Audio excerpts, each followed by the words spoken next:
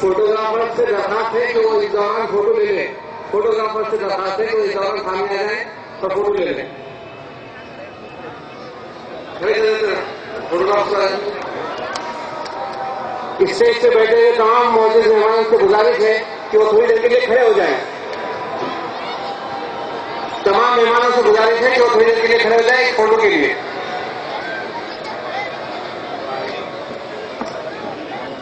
आइए आइए आइए।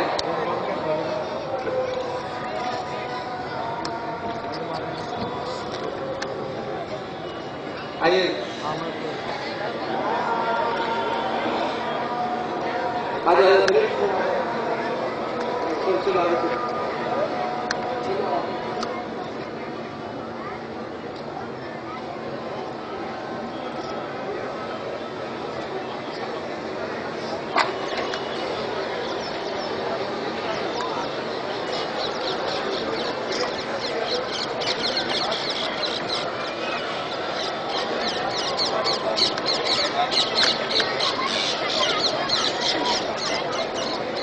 बहुत बहुत शुक्रिया।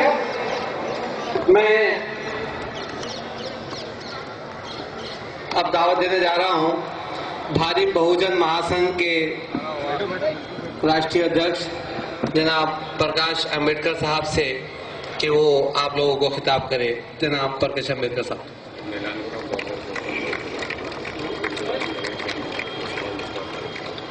हाँ, इसके बाद सदारती खिताब होगा और उसके बाद प्रोग्राम का अख्ताम होगा।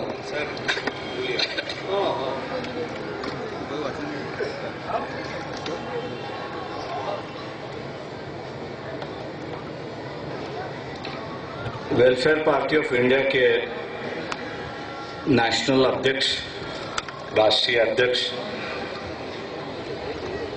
मुस्तफा फारूकी जी, जनरल सेक्रेटरी डॉक्टर इलियास जी, महाराष्ट्र प्रदेश के अध्यक्ष रौफ जी, मंच पर उपस्थित सभी महानुभाव, दोस्तों और भाइयों,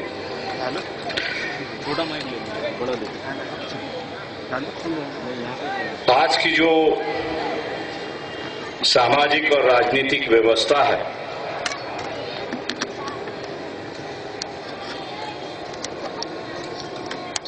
ये सामाजिक और राजनीतिक व्यवस्था को हम लोग अगर परखे समझे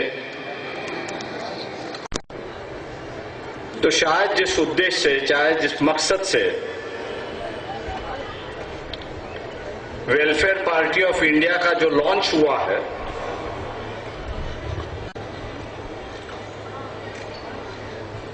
उस मकसद को हम लोग हासिल कर सकते हैं। मुझे दिए हुए वक्त में आपसे समझाने की कोशिश करूंगा। यहां पर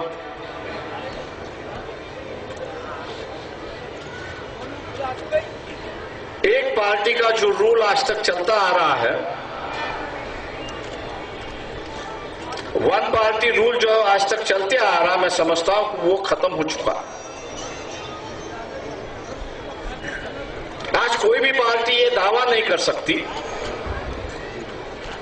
चाहे कांग्रेस हो, चाहे बीजेपी हो, चाहे यहां की लेफ्ट पार्टियां हो, चाहे हम लोग भी हो, यहां पर ये दावा हम लोग नहीं कर सकते कि यहां पर कि अभी जो है एक किसी पॉलिटिकल पार्टी का रूल जो है वो केंद्र सरकार पर आ सकता है या राज्य सरकार पर भी आ सकता है। उसकी वजह है कि यहां जो सामाजिक व्यवस्था है वो बदल चुकी। शाबिर अंसारी ने जिसकी बात की वो ओबीसी की बात कही, उनके पहले जो शिंदे ने बात की वो भी एक ओबीसी की बात कही। अपनी एक राजनीतिक पहचान इस देश में बनाने में लगे हुए हैं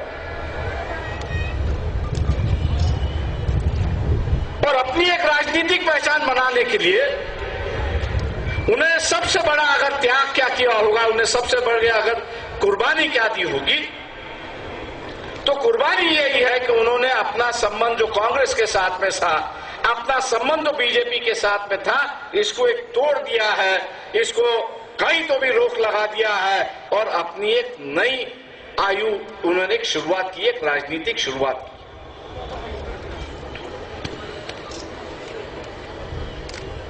उनका मकसद यह है कि जब तक हम अपनी पहचान नहीं बनाते,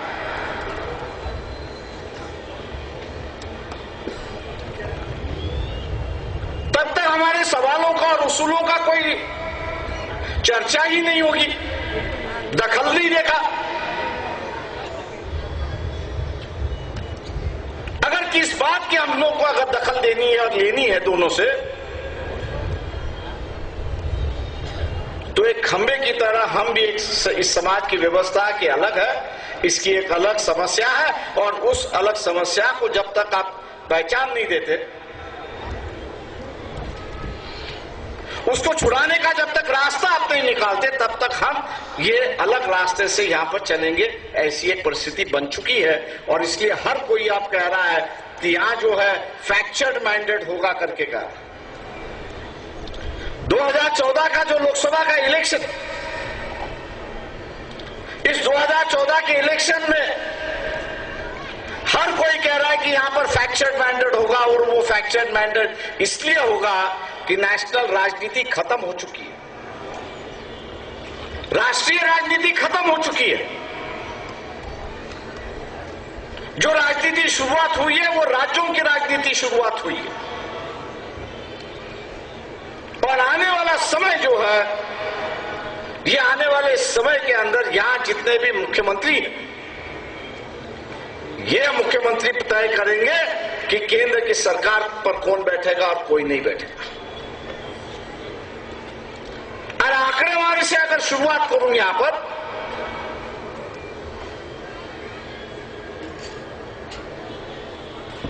लोकसभा के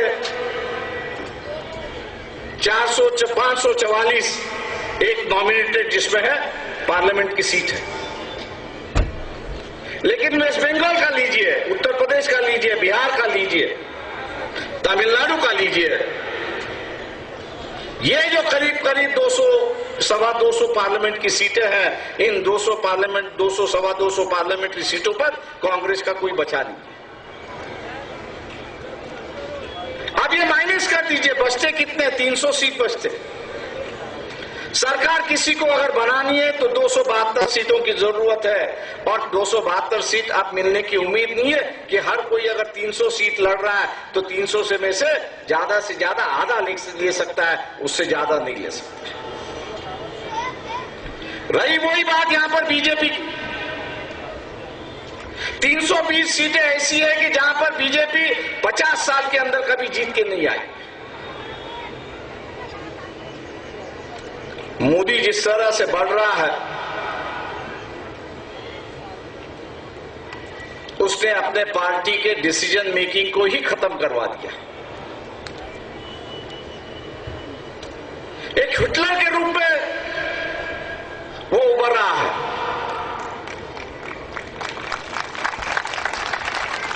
जो बीजेपी वाले पहचान के थे, मैंने उनसे कहा ये जो अजगर आप पैदा कर रहे हो, ये खा रहा है किसको? बड़ी खूबी से उसने कहा कि वो हमको ही खा रहा है। दोस्तों, अब 320 सीट निकालने के बाद 544 में से जो है बचते कितने, 224 सीट बचते।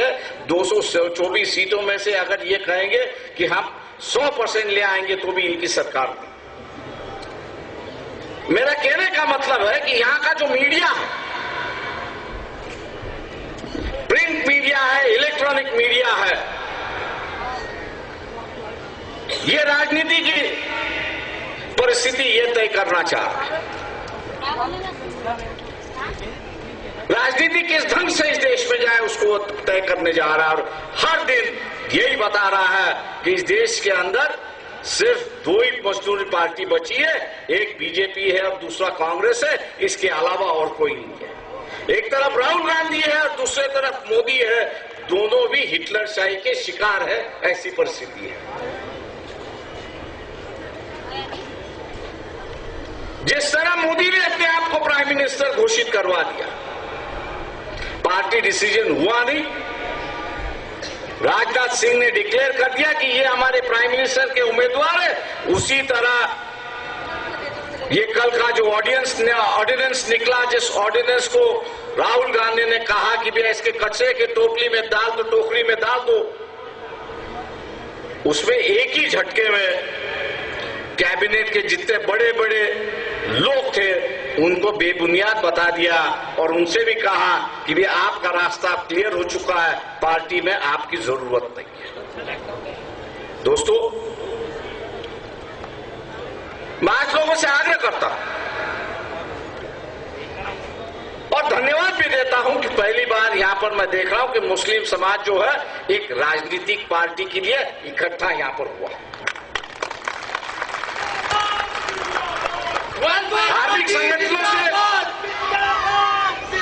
धार्मिक संगठनों से तो मुस्लिम समाज रास्ते पर उतरता है, लेकिन मैं आप इस बात की धन्यवाद देता हूं, मुबारकबाद आपको देता हूं कि 50 साल जाने के बाद, 60 साल जाने के बाद कहीं तो भी मुस्लिम समाज ने यह तय कर लिया है कि जिस तरह से यहां के ओबीसीओं ने, जिस तरह से यहां के आदिवासियों ने, जिस तरह से यहाँ के दलितों ने अपनी एक सामाजिक और राजनीतिक पहचान बनाई है, उसी तरह मुस्लिम समाज वेलफेयर पार्टी के माध्यम से अपनी एक राजनीतिक और सामाजिक पहचान बना रहा है। इसलिए मैं आप लोगों से धन्यवाद यहाँ पर देता हूं। यह समझौते की राजनीति है। कई लोगों ने यहां पर कहा कि मुस्लिम समस्याओं की जो चर्चा है वो राजनीतिक व्यासपीठ पर हुई। मैं मानता हूं कि नहीं हुई और होगी भी नहीं, क्योंकि हर कोई राजनीतिक दल जो है वो समाज के हर वर्ग को प्रतिनिधि कर रहा है, ऐसी परिस्थिति नहीं है। वो उसमें से एक विशेष वर्ग को लेके यहां पर चल रहा है और वो उसी समस्या से लेके वो जुड़ा है और उसी समस्या को लेके वहां पर चल रहा है। मैं आप लोगों से आग्रह करूंगा यहां पर कि आपकी समस्याओं के खुलेआम चर्चा करना जरूरी है।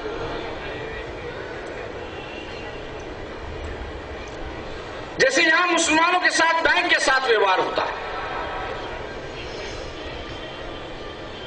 जो पढ़े लिखे नौजवान है, कारागिर है, जो करना चाहते हैं, उनको बैंक कर्जा देने के लिए तैयार नहीं है। मोमिनपुरा आया तो रेड मार्क होता। अगर यहाँ की बैंकिंग हमको न्याय नहीं दे रही है तो यहाँ वेलफेयर पार्टी ऑफ इंडिया के माध्यम से हम लोग ने सरकार से मांग करनी चाहिए कि अलग से एक बैंक यहाँ के सभी माइनॉरिटीज के लिए खुला करना चाहिए। सभी माइनॉरिटीज के लिए एक अलग से बैंक होनी चाहिए कि जहां जो गरीब है उसको 95% कर्ज देना चाहिए और 5% उस लाभार्थी से लेना चाहिए, तो ही यहां का विकास होगा। अगर इसको अमल करना है, ऐसा अमल करना है, तो आपको एक राजनीतिक स्टैंड लेना होगा। ये देखिए, यह वक्फ की जमीनें हैं, इस जो सरकार के पास है। कई बार इसकी चर्चा होती है, लेकिन सरकार उसका रेंट जो है वो भी देने के लिए तैयार है। जैसे किसी ने कहा यहां पर अगर मुस्लिम समाज के अगर मेंबर ऑफ पार्लियामेंट होते, स्टेट असेंबली के मेंबर होते, तो शायद बढ़ते समय वो समझौता करते, क्या यहाँ की वक्फ बोर्ड की जो जमीन है जो सरकार के पास है, दूसरों को जिस तरह से वो रेंट देती है उसी तरह से इस वक्फ बोर्ड का रेंट दे दे, ताकि वक्फ बोर्ड जो है यहाँ जो मस्जिदों में रहते हैं, जो अजान देते हैं, कि जिनकी तनख्वाह वहां से मिलती है, उनको एक अच्छी तनख्वाह वहां पर दे सके और एक सुकून से अपनी एक जिंदगी गुजार सके। ये हम लोग जब तक उठाएंगे नहीं तब तक मैं समझता हूं कि कोई इसको लड़ेगा। कई बार यहां पर कहा गया कि मैं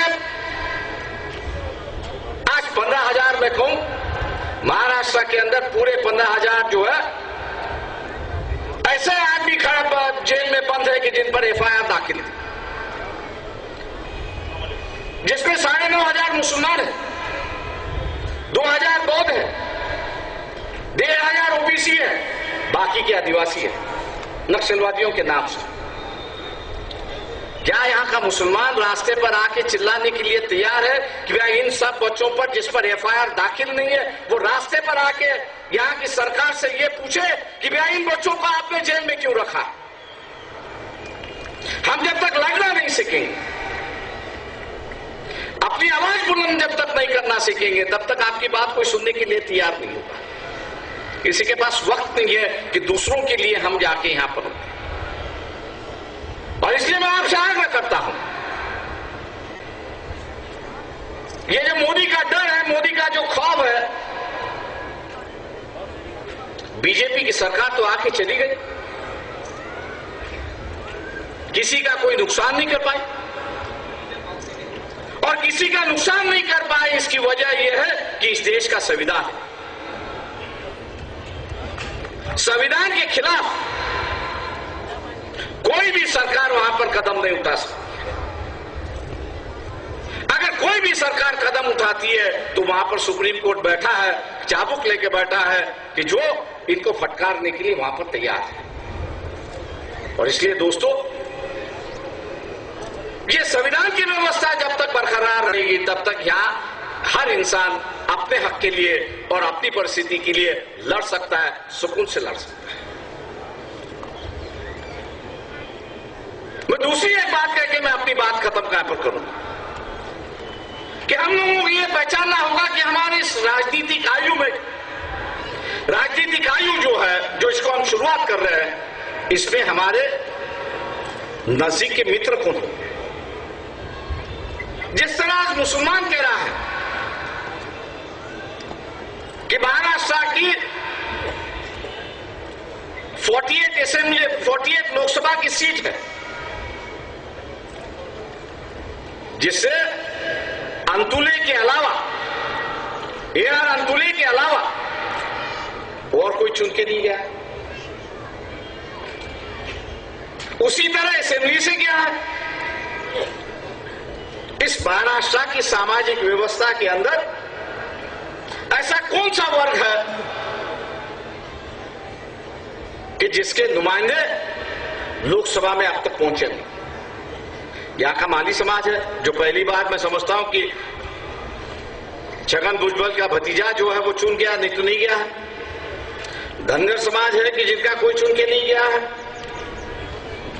जो शिंदे ने आपसे बात कही, परीट समाज है जिसका कोई चुन के नहीं गया। यहां जो चुन के गया है वो मराठाओं के अलावा और दूसरा कोई चुन के नहीं गया। जब हम लोग दोस्ती करते हैं, उस दोस्ती का भी कोई आधार होना जरूरी है। जो समस्या है वो समस्याओं का भी आधार होना चाहिए। अगर वही आधार अगर चलता है तो मानता हूं कि यहां की एक राजनीति में तब्दीली, एक बदलाव आ जाए। यूपी की, बिहार की जो दंगे फसाद की जो परिस्थिति बदली, वो मुलायम सिंह मुख्यमंत्री बनने के बाद। लालू बिहार के चीफ मिनिस्टर बनने के बाद भी बदलाव यही हुआ कि हिंदुओं के अंदर जो ओबीसी था, जिसको मुलायम सिंह रिप्रेजेंट करते थे, जिसको लालू प्रसाद रिप्रेजेंट करने थे, कि जिनको कभी सत्ता के साथ नहीं, जिनका ये शिकायत थी कि यहाँ के मुसलमान जो है सवर्णों के साथ राजनीति करते हैं और सवर्ण हमसे दमन करता है, और इसलिए उसका गुस्सा मुसलमान की तरफ था। जब ओबीसी सत्ता पर बैठा और उसके साथ मुसलमान जुड़ गए तो वहां की एक राजनीति की तब्दीली आई, बदलाव आया। मैं आज यही मानता हूं, अगर मुसलमान यहां का ओबीसी के साथ बैठता है, दलितों के साथ बैठता है, आदिवासियों के साथ बैठता है, तो उसको ये शिकायत का मौका कभी नहीं हुआ कि उसका एक नुमाइंदा पार्लियामेंट में नहीं गया है, ऐसा एक शिकायत नहीं हुई। लेकिन क्या हम लोग करने के लिए तैयार हैं? क्या हम लोग अपने डर से निकलने के लिए तैयार हैं? मैं इतनी बात करके खत्म करूंगा कि हम लोग जब तक रास्ते पर उतरकर एक सामाजिक राजनीतिक आंदोलन जब तक छेड़ते नहीं, आंदोलन को जब तक हम लोग छेड़ते नहीं, तब तक ये जो दूसरा वर्ग है, आदिवासियों का वर्ग है, दलितों का वर्ग है, ओबीसी का वर्ग है, इस पर विश्वास नहीं होगा कि आप कांग्रेस से बाहर निकल सकते हैं। इसलिए मैं आप लोगों से आग्रह करता हूं कि राजनीति बदल चुकी है, वो किसी के लिए रुकती नहीं है। ट्रेन जब चलती है, एक दफे निकल गई, जो बैठ गया वो बैठ गया, जो नहीं बैठा उसको दूसरी ट्रेन के लिए रुकना है। अब जो परिस्थिति बन रही है इस देश में, वहां एक नया आयाम शुरुआत हो रहा है, एक नई राजनीति शुरुआत, जिसमें